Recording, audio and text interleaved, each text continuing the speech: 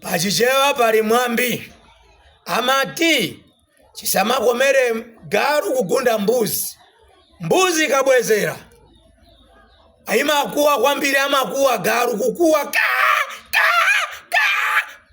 Zimenezo ndi zimene zikufunika pano. AMCP atitola kwambiri ife anthu akumwera, ife anthu akuno kumpoto atitola. Wafunika revenge. Ngati ine Rayton Mangochi, I believe in vengeance. I believe in vengeance. Kuti munthu akhale ndi ulemu umafunika kumbwezera, akakumenya uku nawe mkwapule uku. Osapanga zosekerera. Komanso bungwe lilapangidwa capture la Paki Public Affairs Committee HRDC nthambi ya MCP asabwere kuti nyoko kumayankhula kuti yayi zimene mukuchita kumwerako ndi zinthu zolakwika, ndi zauchitsiru. Chakwera wakonzeka nkhondo, Chimwendo wakonzeka nkhondo, Jesse Kabwira wakonzeka nkhondo. Muone zimene mayanga bonza siku nkuyu ngati wakhuta phalarozi zira nkamwa. Ife uchitsiru sitimadi atu.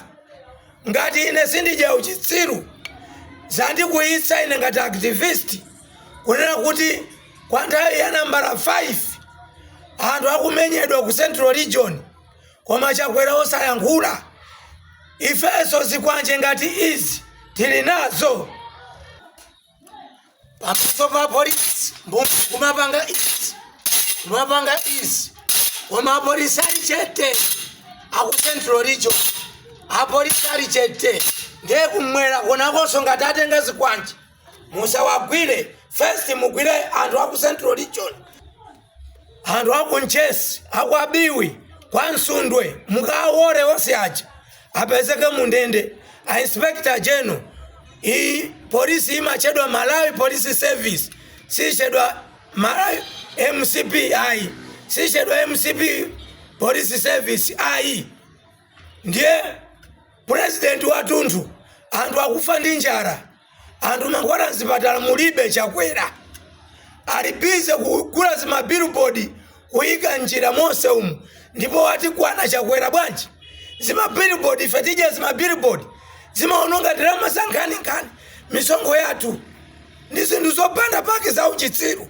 Zima billboard za chani ndi chifukwa Kanyamata akwiya ku Blantyre, anthu akufutika ndi njala ku Machinga, akufutika ndi njala kuno kumpoto.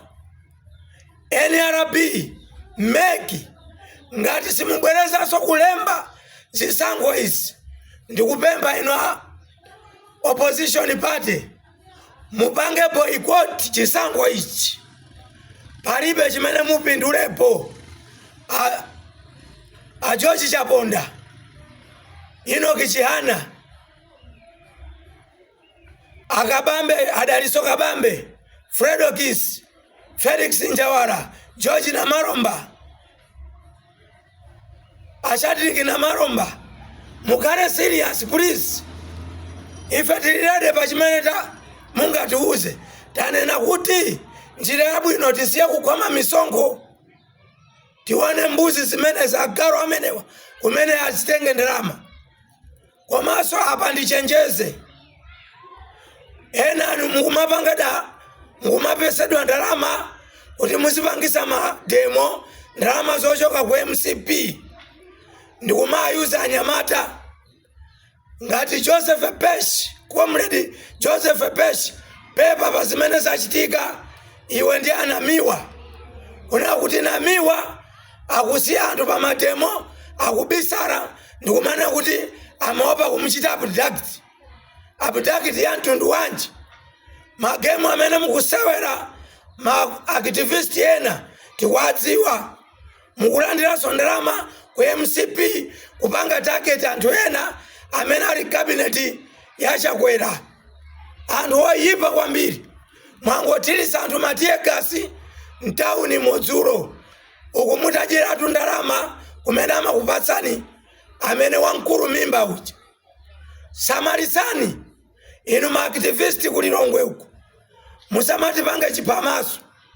Komanso Amalawi muchenjere pano. Commission of Inquiry yaonjezera 2 weeks. Paja nane na kuti ndi Commission of Inquiry ya fake. Commission of Inquiry ya fake. Ndi imene hii zeni ziwoneka 2025.